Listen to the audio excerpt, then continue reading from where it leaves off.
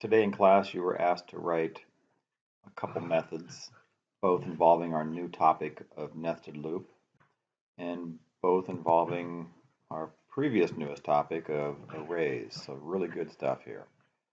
We've got an int array here of 6 different numbers, 13 to 23 the odds, and it's named nums. And we're going to send it to a method called countPrimes, and we're going to assign whatever it returns to this int named numPrime. So of course it's explicit what this is doing. You can tell from the name of the method.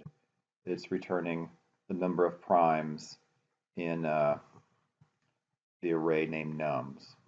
So if you're tasked with writing the method, first thing you do is write the signature. It's public and it's got to be static if it's in the tester class. Public static. Does it return something? Well, it does because numPrimes is being initialized to what it returns, and numPrime is the int, so the type is int, and the name is numPrimes. And what's it get? What is nums? Nums is an int array, so it gets an int array. Int array. All right. So we want to go through the array and check each number to see if each number is prime. When you find a prime, we'll increase some count variable, I guess, by 1. We'll increment it. So go int count equals 0. That's my first step.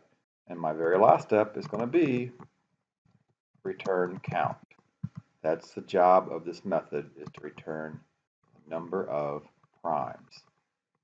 So we want to loop through the array named AR, the argument named AR up here.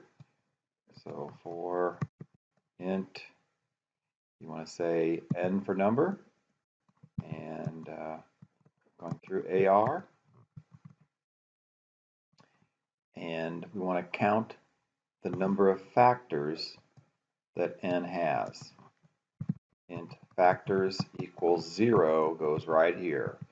If I'm giving you a quiz and having you write this, no doubt, the kids who understand most of this, no doubt that that statement there will cause the most problems, because students want to put that line of code not there, but up here, and that doesn't work. We have to reset factors every time we check a new number n. We count like we have many times before, from 1 up to n.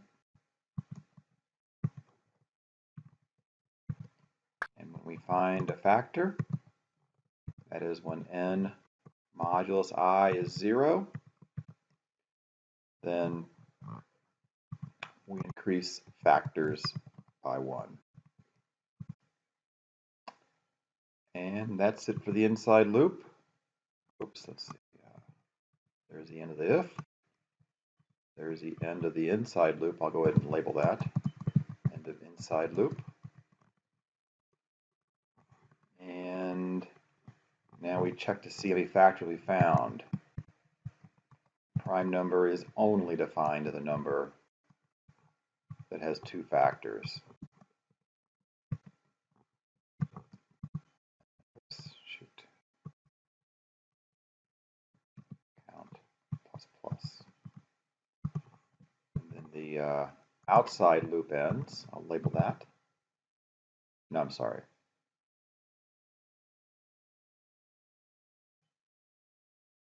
Yeah, then the outside loop ends. End of outside loop. I'll mind there for a second. But now we're good.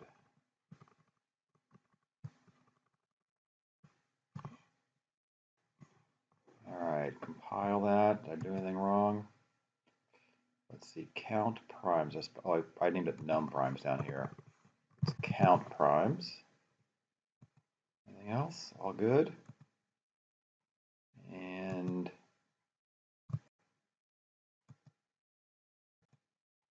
there we go. There's 4 prime numbers inside there.